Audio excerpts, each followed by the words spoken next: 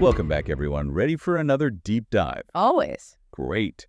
Today we're focusing on two Spanish cities you might not know too much about. Oh, intriguing. Which ones? Algeciras and Ceuta. Separated by the Strait of Gibraltar. And continents, actually. Exactly. One in Europe, one in Africa. Both undeniably Spanish. A fascinating geographic puzzle, wouldn't you say? Definitely. So for our listeners, our mission today is to uncover what makes these cities tick. Sounds good. We'll explore their unique locations, their history, and a few must-sees in each city.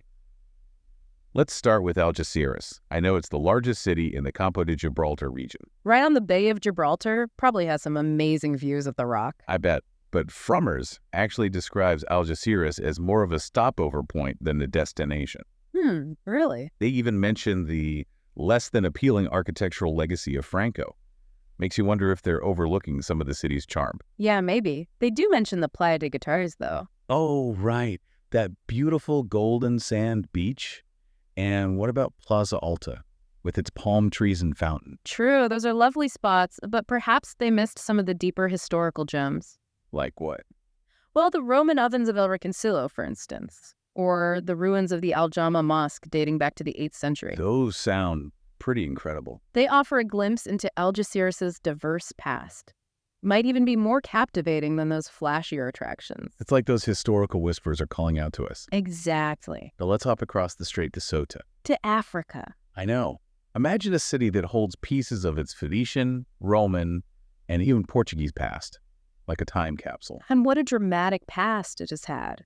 The Portuguese conquest of Ceuta in 1415 is a prime example. Oh yes, the Battle of Ceuta. One day. It took them just one day to capture the city. That's incredible. Superior naval artillery, I guess. That and a well-planned strategy. A decisive victory. It really shaped the destiny of the city.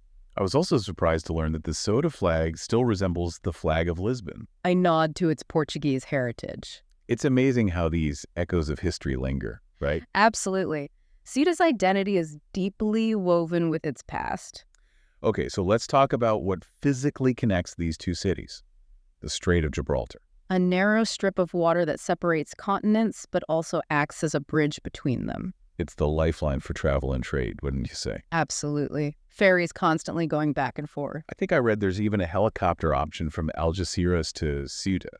Now that would be a grand entrance. But imagine the ferry journey, though. Yeah. The vastness of the strait, the meeting of the Atlantic and Mediterranean, the anticipation of arriving on another continent. You could really get a sense of Ceuta's unique location, that's for sure. Speaking of travel, I was reading North Trotter, a travel blog, and they mentioned that entering Melilla, another Spanish enclave in North Africa, can be tricky from Morocco. Oh, really? But entering Ceuta seemed much easier, according to them. That's interesting. Must be something to do with border control policies. Or maybe even historical factors. Definitely highlights the complex dynamics of the region. We've covered a lot of ground so far. We've talked about history, geography, and even a bit of geopolitics. It's fascinating how intertwined it all is. Now, for our listeners who might be ready to book their tickets, let's move on to some must-see attractions. What would you recommend in Algeciras? Well, Plaza Alta is a must. It's got a lively atmosphere, swaying palm trees, a beautiful fountain. In two churches, right? Yes. The Iglesia de Nuestra Señora de la Palma and the Capilla de Nuestra Señora de Europa. A truly delightful spot. And of course, Playa de Guitars. Definitely. Those golden sands stretching for miles. What about Ceuta? Ceuta. The Murales Reales are awe-inspiring. Imagine standing before those historic walls. They've withstood sieges, you know? They really speak to Ceuta's resilience. What about Casa de los Dragones, the House of Dragons? Oh, yes. A stunning building with a fascinating history. It was built in the early 1900s for the mayor of Ceuta and his brother. Do the dragons breathe fire? I wish. Sadly, the original bronze dragons were removed and lost in the 1920s, but they were replaced with fiberglass replicas in 2006. So the House of Dragons still has dragons. Exactly. What else is there?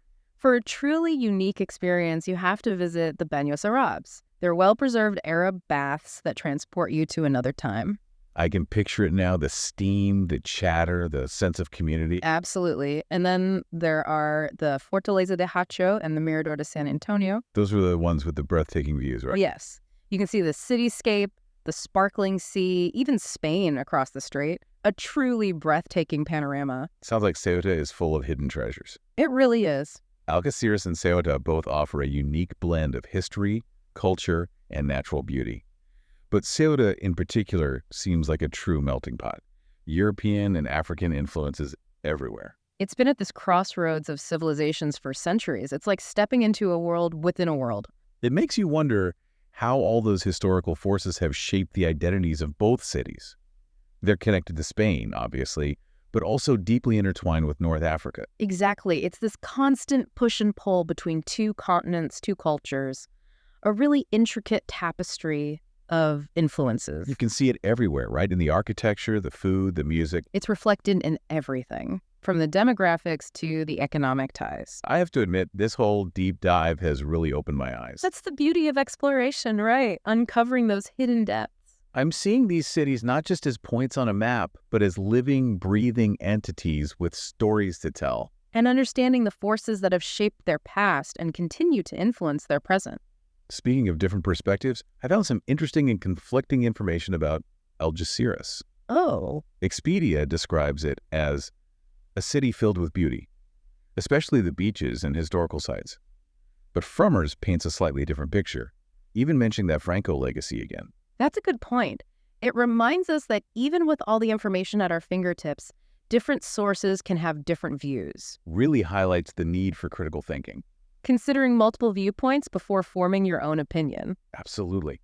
Maybe it's a sign that Algeciras is a city of contrasts. That's an interesting way to put it. Perhaps there's beauty to be found alongside those remnants of the past. It's all part of the city's character. I think you're right. It's often in those contradictions that we find the most captivating stories. Embracing the complexities, not shying away from them.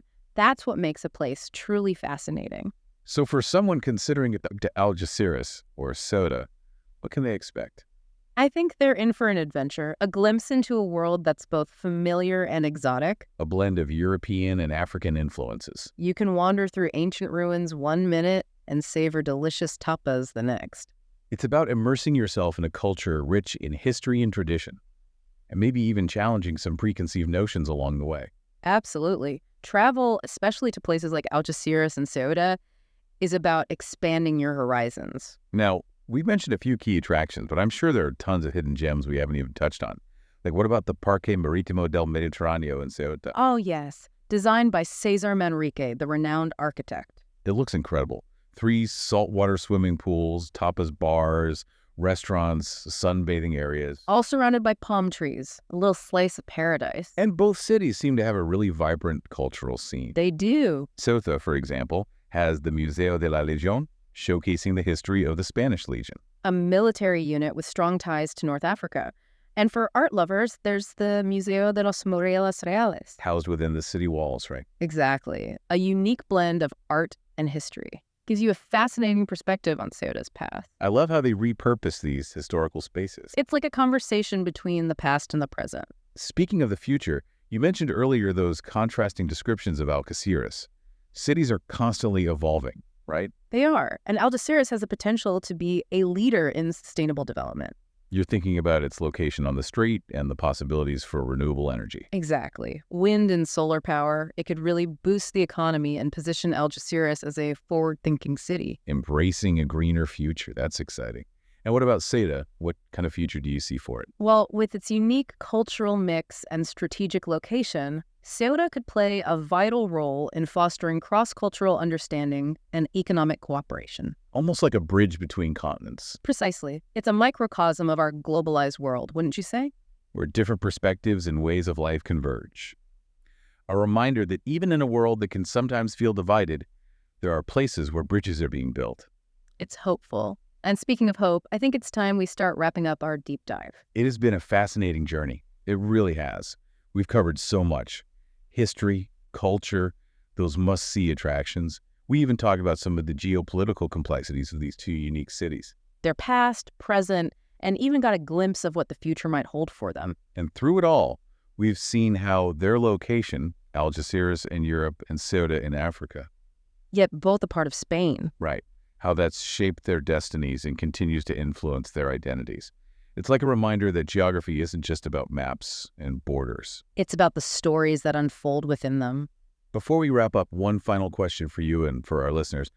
Knowing all we do now about the history and location of Algeciras and Ceuta, what future do you see for them? That's the million-dollar question. Both cities are at a crossroads, literally and figuratively, I'd say. In what way? They face a lot of challenges: identity, migration, economic development.